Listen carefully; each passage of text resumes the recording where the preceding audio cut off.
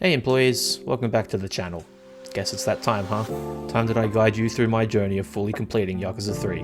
The few highs, the many lows, and all in between. Before we get started, if you like this content, please consider liking the video and subscribing to the channel. It gives me the motivation to go through and get all the achievements for all of the Yakuza games. But what am I kidding? Even if my Yakuza 0 video didn't pop off, I'd still be doing it. With that out of the way, let's begin. Oh, and there'll be a lot of cursing in this video, so if you have any kids, employees, keep them away. Roll the intro!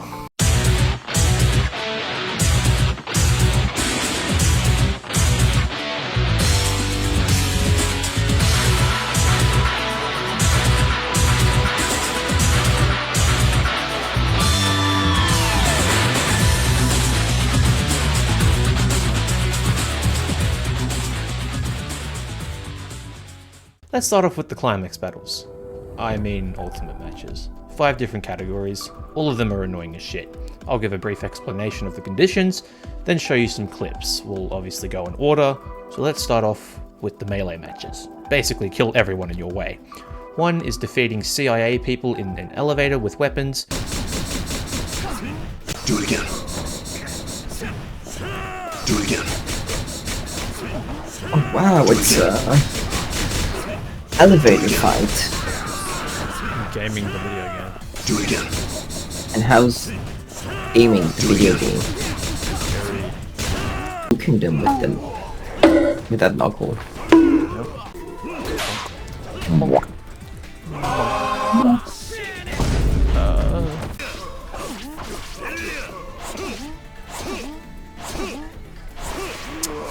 gonna be a fuck.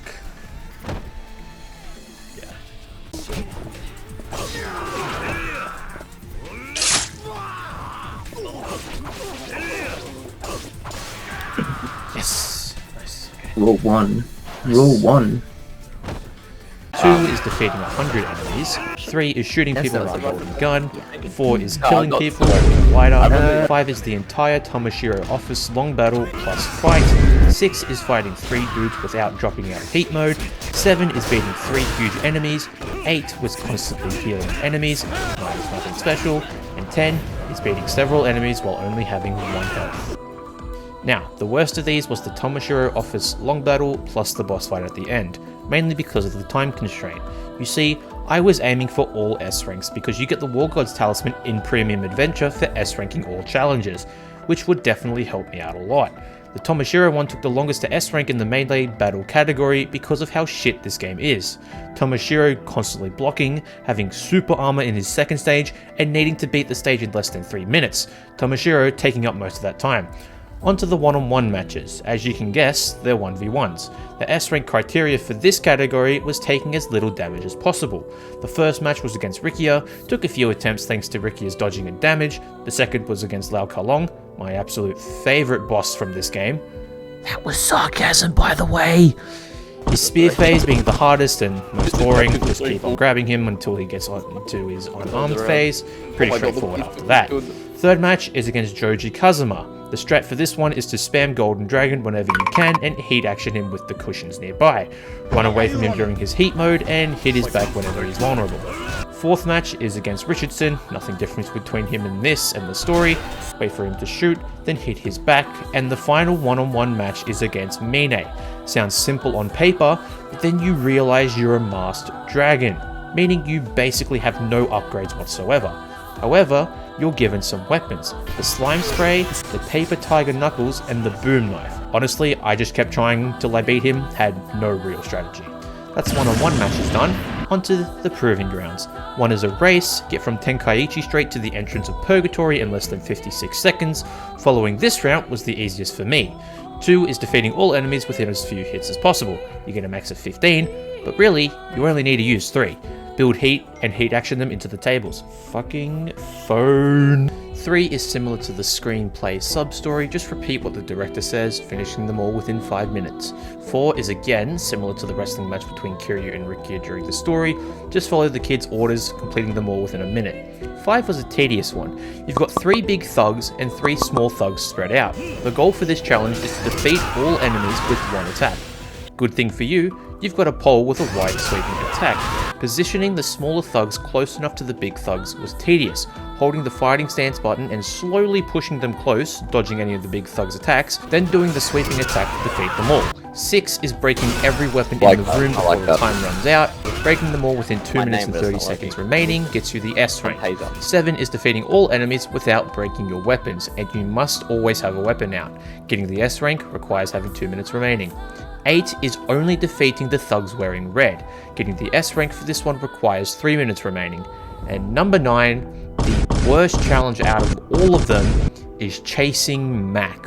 One slip up and it's an instant restart. This one took me the longest to complete, but once you start learning how to cut corners and how to avoid pedestrians, you'll eventually get it. And number 10, you have to defeat a group of thugs while taunting every couple of seconds. Once this one starts, there's an immediate countdown. The countdown resets when you taunt, but it also resets when you use Golden Dragon, which is a lot more effective. So after every combo rush finisher, quickly squat down and continue fighting. Just don't use heat actions as the timer does not stop. That's Proving Grounds done. One more category before the ultimate matches, and that category is the team matches, basically 2v2s. First one is Rikia and Mikio versus Kiryu and Date. Hope that one of them goes for Date and hit that one in the back, then deal with the other one. An S rank is beating them within 2 minutes. Second one is both Tomoshiros versus Kiryu and Rikia Mask. Aim for the one with the gun first, as he's the easiest one to take out, and let Rikia slowly whittle down the other Tomoshiro, finishing him off when he reaches low health. S rank for this one is beating them within 1 minute and 30 seconds. 3 is a little different, as it's actually a 3v2. The 3 Lao Kalongs versus Kiryu and Rikia again. No real strategy here, just hope Rikia focuses on the spear wielding one while attempting to deal with the unarmed and claw wielding ones. An S rank for this one is beating them within 2 minutes and 30 seconds. 4 is Mine and Richardson versus Kiryu and Majima. Finally, the Dream Team. Mine is pretty fucking aggressive and will definitely nearly kill Majima, so try to focus on Anderson while also providing support for Majima. And number 5, 4 thugs versus Kiryu and Akimoto. You know, the incest guy.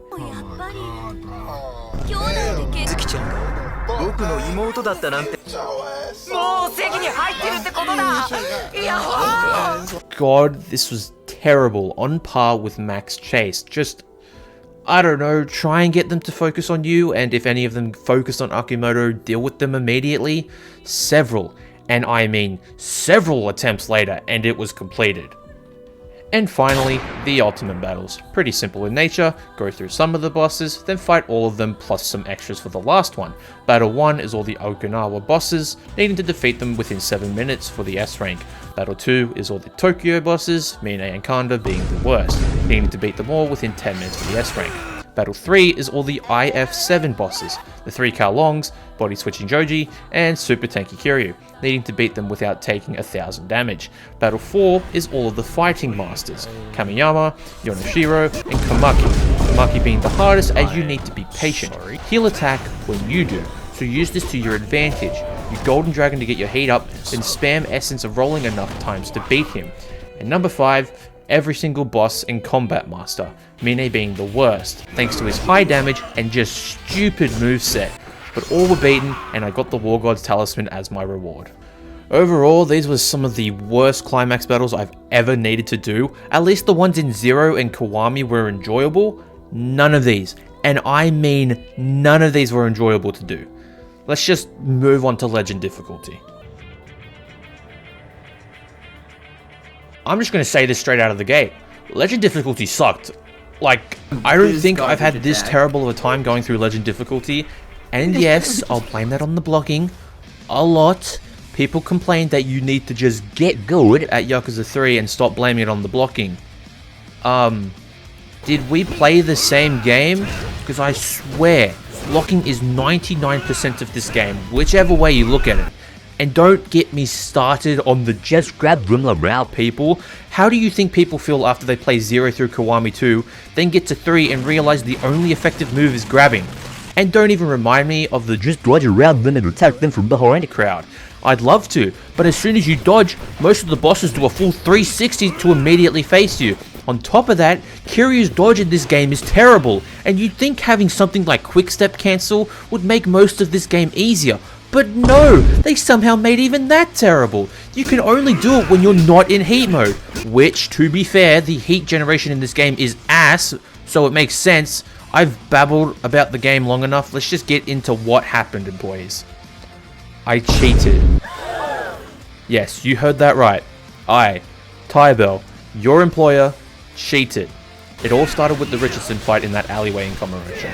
Painful gameplay as usual. But then, Kiryu walks out and spots a man in black, and proceeds to chase them. Who the fuck decided Kiryu should have that little stamina at the start? I'm not kidding. The hardest part of Legend difficulty was chasing Mac. I did dozens of attempts, all ending the same way. Kiryu running out of breath and Mac running away. No matter what I did, which way I did it, I just could not catch him. Doesn't help that the shoulder charges like take off fuck all stamina off him. And why? Why does it give you a game over? And the worst part of all this, there's no save. So you have to fight Richardson again and again and again. I just couldn't take it. So all I did was download a mod that makes the chases significantly easier by making the person being chased stand still. Do I feel bad? Fuck no, this game's terrible enough. I should be entitled to cheat at least once.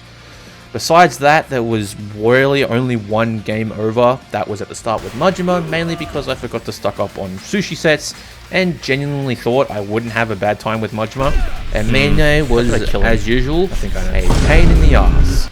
Also, can I just complain about something really specific for a second? This QTE during Richardson's second phase, as cool as it is, what the fuck was the point in him shooting while they were like this? Like, none of those bullets were going anywhere near Kiryu. Sorry, just a small nitpick. Before I talk about Joamon, there are some things you need to do before unlocking Satomon. One of those things is every single Hitman mission. Don't know what those are because you never bothered to do them? They're simple. Talk to this guy and he'll tell you the location of one of the members of the Reapers, a gang of ex-Yakuza who were a part of the Honest Living Association, but were brought back into the Yakuza underworld. Find them and beat them. Simple enough. The reason I'm bringing this up is because a good 99% of the Reapers are tolerable. Except the last two. Once you find and defeat the first 18 Reapers, you're tasked with finding and defeating Shinzaki. Turns out he's been the homeless looking guy playing his guitar in front of the Millennium Tower. After he gets found out, you chase him. Yes, I've still got the mod on, shut up. Once you catch him, you have to fight him. And good fucking lord, this guy was a bitch to fight. I bet RGG was in the boarding room discussing the remastered version and Nagoshi was like, hey, remember that phase of Majima's second fight where he dashes around a lot? Why don't we make a full fight where the only thing the enemy does is evade around, rarely attacks, and shows off his backflipping capabilities? Sound good? That's basically Shinzaki in a nutshell. But once you get him below his yellow bar, he thankfully becomes more aggressive. Wait for him to attack, Kamaki parry him and hit his back. And use the essence of rolling once you get enough heat. That's 19 of the 20 Reapers down. The last mission is fighting their boss, but not before fighting Shinzaki yet again. Beat him and their boss finally appears, and lo and fucking behold, it's Arase from the Nishikiyama family. After some yapping, you fight him and Shinzaki at the same time. Thankfully, they're not too difficult together. Aim for Arase first, then finish off Shinzaki, beat them both, and you've successfully completed every Hitman mission. The second thing you need to do is... oh god. No, please, no, not again, I can't deal with 10 more fucking hostesses. Yes, you heard that right. You have to get all 10 hostesses to 20 hearts to unlock their sub-stories, which was so fucking boring. Two things I can recommend to make this grind slightly less tedious. 1. Get the dragon shirt by eating and drinking at every restaurant. Sure, that also takes time, but trust me, it'll be worth it. And the second thing is to have a guide on either a second monitor or on your phone, because isn't it so much easier if you can just cheat?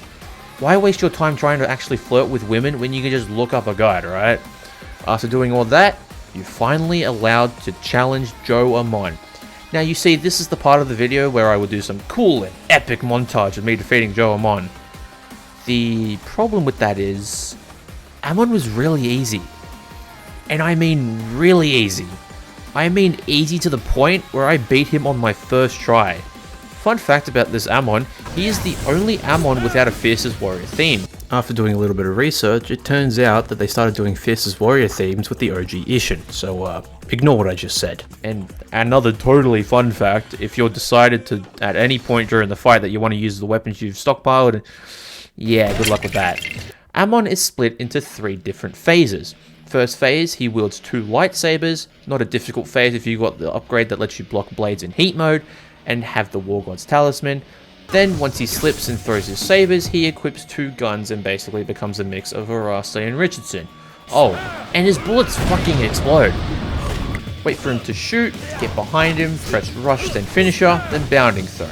Then heat action him on the ground and repeat for the rest of the fight. Third phase stays the same, but he seemed to have learned some moves from Lao Long. Nothing really different about this phase. With one more elbow drop, Joamon is yet again defeated, and getting us nothing.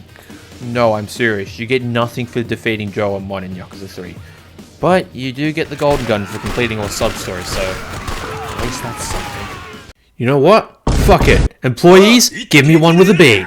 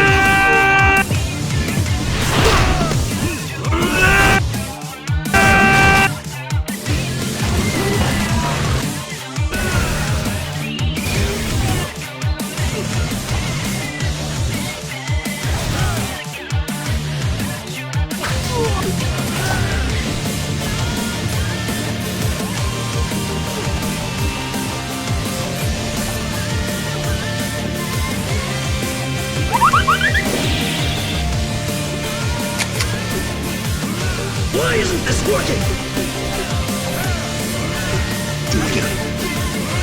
Fist me! Do it again. Fist me!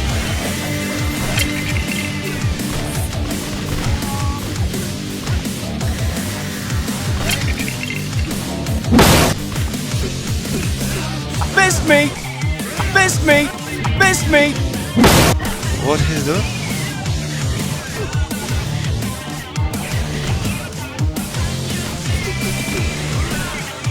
Do it again.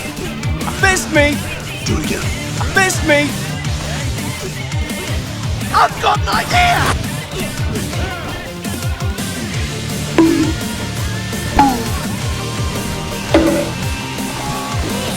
Do it again.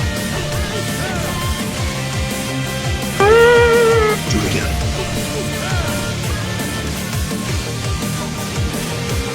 Uh-oh! Do it again. No! Do it again. What is that? Do it again.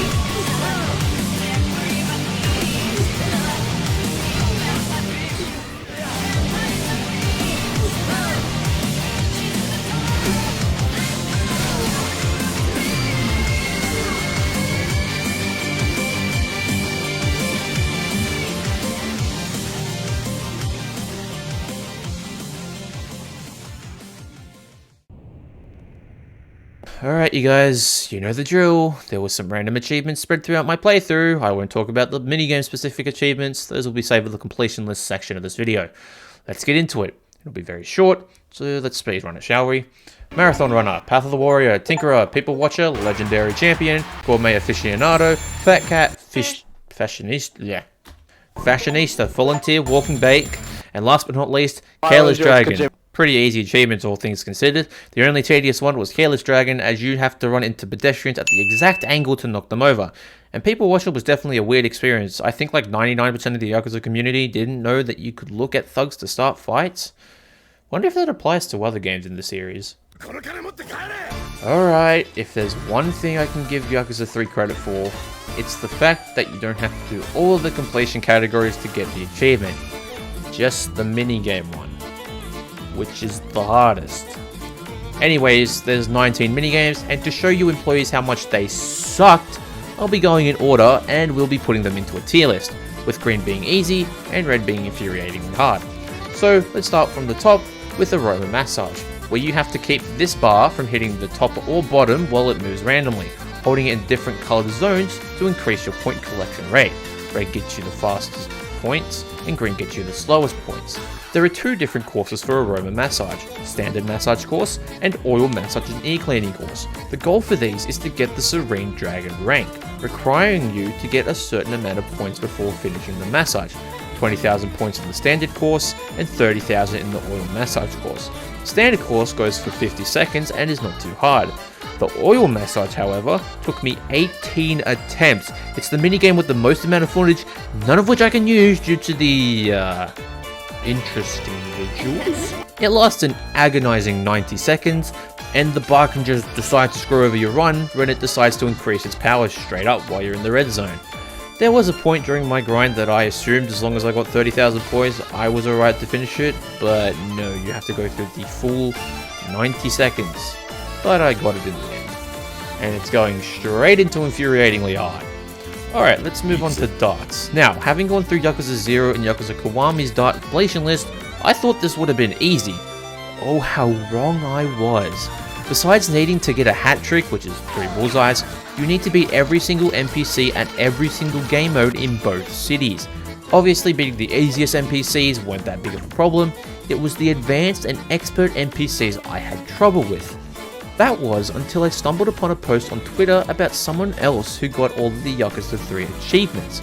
I replied to that post asking for help on certain minigames, darts included, and one of the replies saved my ass. So shout out to all these wonderful people who offered advice. Alright, so, the strategy. Aim as high as you can above the 20. Click, hold, and slowly, ever so slowly, pull your mouse back. As soon as you see Kiryu move his arm back, let go. Instant triple 20.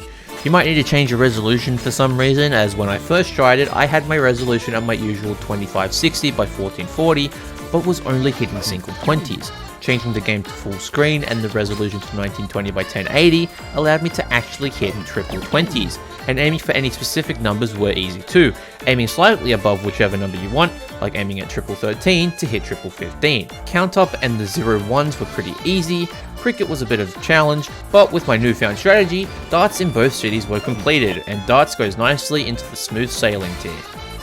Alright, what's next? Pool. You know what, I might save pool and golf for last. After pool is karaoke. Apart from having to sing every single karaoke song for the achievement, all I needed to do was get Karaoke Dragon, which is 900 score in each song. 5 out of the 6 songs were easy. The difficult one was Komorocho Lullaby, specifically this part of the song.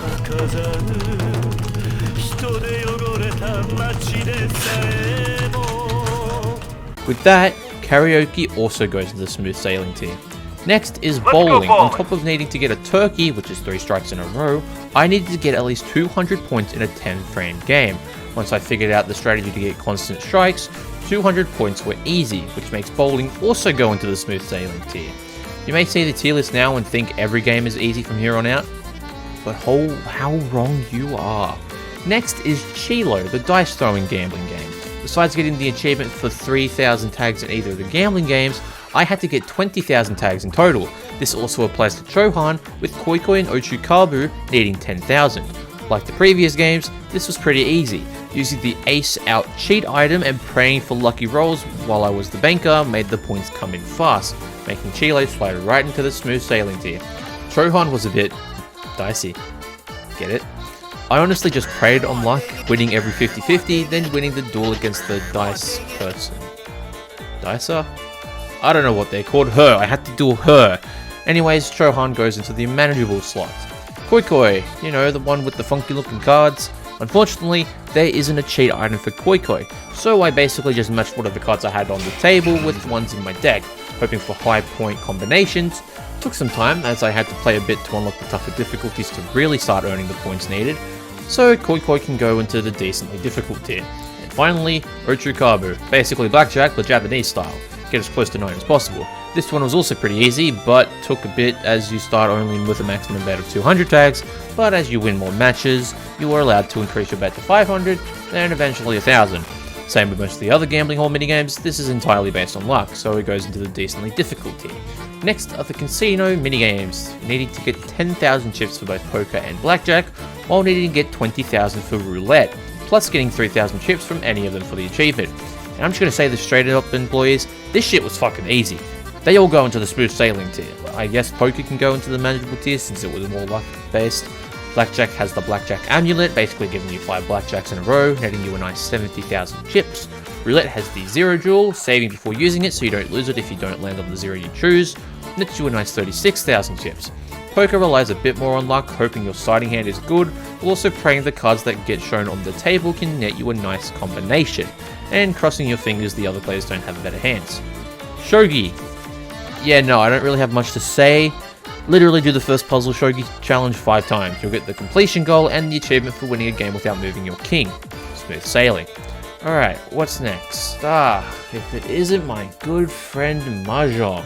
You've traumatized me in the past, but you shall traumatize me no longer, as the only completion goal is to get 50,000 points, which sounds easy on paper, but you have to get 50,000 points before the end of the game, so no end of game points count towards it.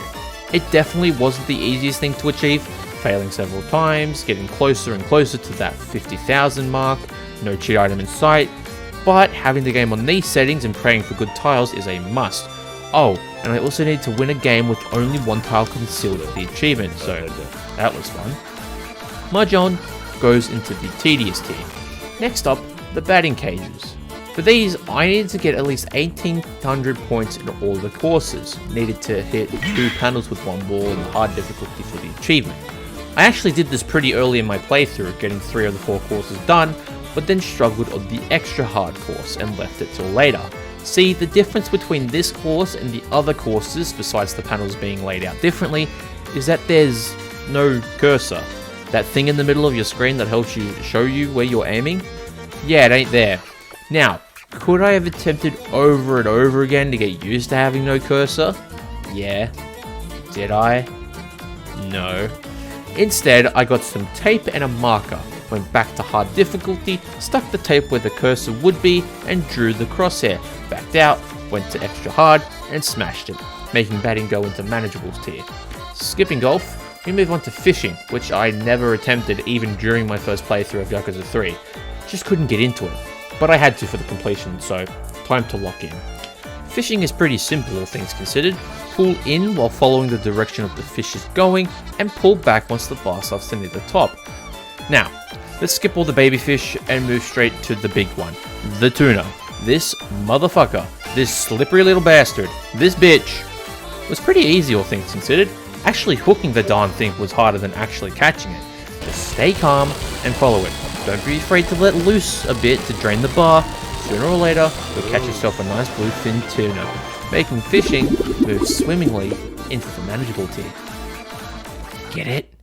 And the last minigame on the list, but not the last one I'll talk about, is shooting. As in Boxilius. This minigame, you basically have to shoot a specific part of the ships to blow them up, having to get to at least level 50 for the completion goal.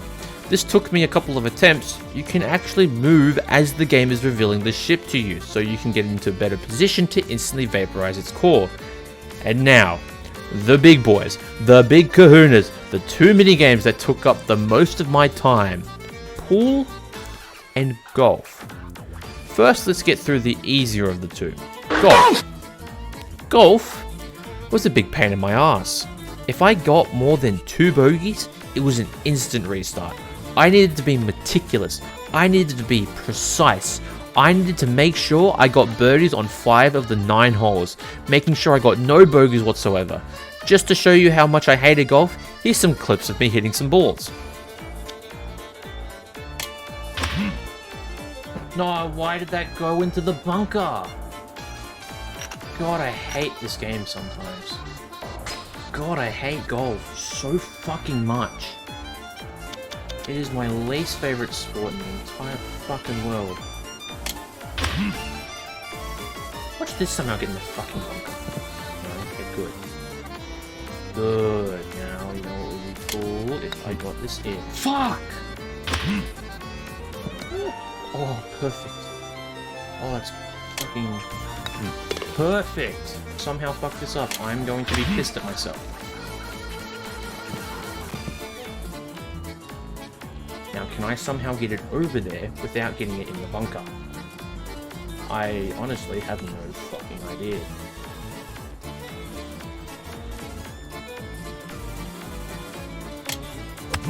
And without getting it in the water. Oh! Oh! Oh! Oh, I'm sorry? Oh. Just get it as close as you can to the hole. Don't rush it, don't rush it, don't rush it, don't rush it. Oh, that's perfect. Oh, that's fucking perfect. Oh, that's perfect. Oh! Oh, who just did it? Who just beat golf? -5? I did. I did. I did, baby. I did. Let's go see it. Boom! 18 out of 19. Boom! Golf is done. Holy fuck! Sorry for swearing so much, but holy shit, I hate golf so much. And now, pool. Pool. Such a pain in the ass. The first 3 difficulties were easy, but expert difficulty was the absolute bane of this challenge. No matter the position, no matter how big of a lead you have, the expert NPC will absolutely destroy you if you give it the chance, which I did a lot. Realistically, I had absolutely no strategy for any of the 3 games and just preyed on the AI somehow missing a ball. 9 ball was easy, I think. I don't remember, I forgot to record it. Pretty sure I run with a break ace, which is sinking the 9 ball when breaking. Let's go! But rotation and 8 ball were the hardest ones. For rotation, I never, ever got to do the breaking shot, which allowed the AI to get a good 30 or more points right off the bat. My winning run, however, the AI only had 4 points, when I had 52. That's right, for this specific run, your boy locked the fuck in. And then the AI caught up almost immediately. And the last ball was the 15 ball. I was at 52, he was at 53. He missed the 15 ball. So I had a chance. The doubt started to creep in. Could I do this? Could I get this 15 in and beat this NPC? Well, I aimed my cue and hit it. A bit too hard, might I add. Then... Stop.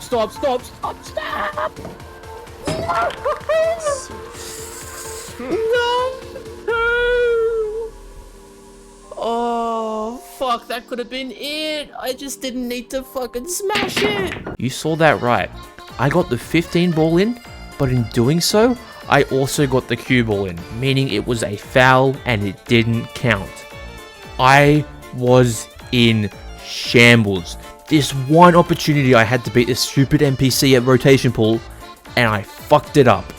But the game decided to give me a second chance. For whatever reason, the game decided that we needed to restart, so all the balls were placed back onto the middle. The NPC broke it and didn't get anything in. This was my chance to finally beat this NPC and move on to 8 ball. And so, absolute prick of an... Oh, I'm so upset with myself. Oh, I could have been done with this shit.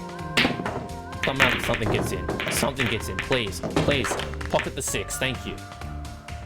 Oh my god. How the fuck am I gonna hit this? I have to ricochet it off the wall somehow. There we go. Oh, I got that 13 in, bitch. Oh, wait, is that a win? Did I win? Please tell me I won. Please tell me I won. Please, that didn't give me any like special effect. Yes! That did not take as long as I thought it did. That did not take as long as I thought it was. I just forgot. I just thought I wasn't recording, but I remember I'm on OBS. Oh, yes. Now all I need to do is fucking 8 ball. With the 13 ball going straight into a hole, rotation pool was beaten. and I could move on to 8 ball. 8 ball wasn't that bad compared to rotation, but this time I was winning a majority of the breaks, which would have been helpful in rotation pool, whatever. 8 ball is simple. Get 1 ball in and you either have to get the lows, which are 1 to 7, or highs, 9 to 15, before you can sink the 8 ball. To win against the expert AI, you need to get a good head start. And I mean a really good head start. Not 1 or 2 balls, not even 3, not even 4. 5 balls in, and even still, the NPC was able to catch up and nearly win. Until, I hate that it gave him a good fucking extra. So now he's gonna get it in, because he's a prick and an asshole. Why did he go like that? Oh, that's why, because he wanted to show off. Prick. Oh, you absolute buffoon. You absolute buffoon. Never mind, I win this. Get fucked, asshole. Oh, he lines it up. It's up perfectly. Taps it in. Boom! Bitch! Get fucking destroyed. Boom! Holy fuck, that's pool finally done. Oh, and it only took me 42 minutes. And it only took me 42 fucking minutes. Oh, let's see that beautiful completion. 17 out of 19, and the pool is now pink. And all of these are done. Oh, fucking finally. And that's 8 ball beaten. And the 2 toughest minigames out of the way, finishing this grind with UFO Catcher. With the list on my other monitor and some music in the background, I spent an hour or 2 getting all the prizes I needed. The last one I needed being the Black Bird, which you can only get through a specific layout of prizes. So after many attempts, the final prize is grabbed and... Keep it. Keep it. Keep it. Drop it down.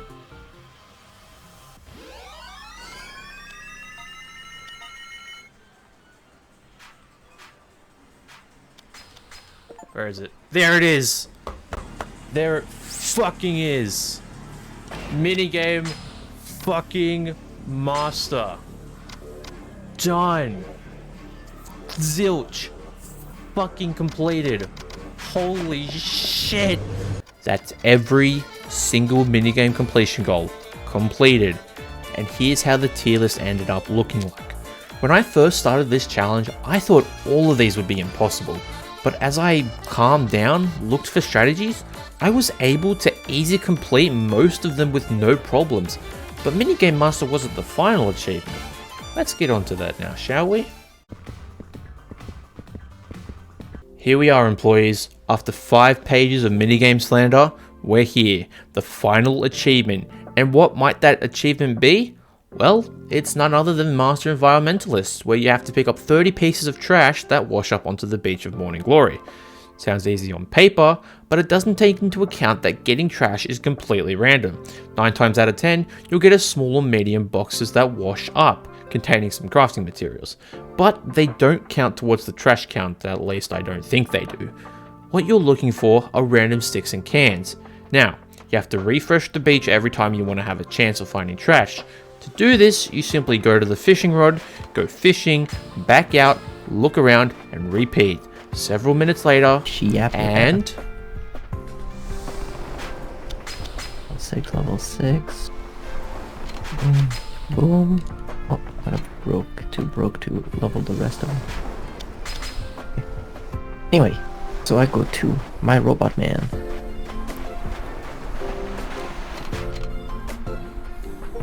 Oh, there it is. Oh, there it is. You got it. I got it. All the achievements. Got it. I get the Master Environmentalist achievement, but most importantly, I get the world's greatest stat achievement. Earn all other achievements in the game. And that, ladies and gentlemen, boys and girls, 85 hours later, is yet another Yakuza game blue ribbon. I hope it was fun listening and watching me suffer. I'm gonna be completely honest, Yakuza 3 wasn't as difficult as I thought it was. A good majority of the achievements weren't that tedious or difficult to get. Now yes, the minigame master achievement was difficult, but that was only because of pool and golf. Everything else was pretty manageable if I'm being honest. Now, the tier list however.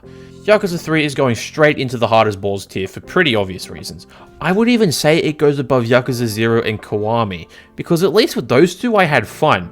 With Yakuza 3, I had little to no fun. Maybe a bit of fun with the minigames, but doing any sort of combat? That shit was not fun. At least now I get to move on to a much more enjoyable game. That's right, Yakuza 4 is next, and with that, it's about time I close off this video. So employees, I hope you enjoyed watching this video. Liking the video and subscribing to the channel would be greatly appreciated, and if you missed the last video in this little saga, the Yakuza Kiwami 2 video will be in the outro. With that, I bid you farewell. See you later, employees!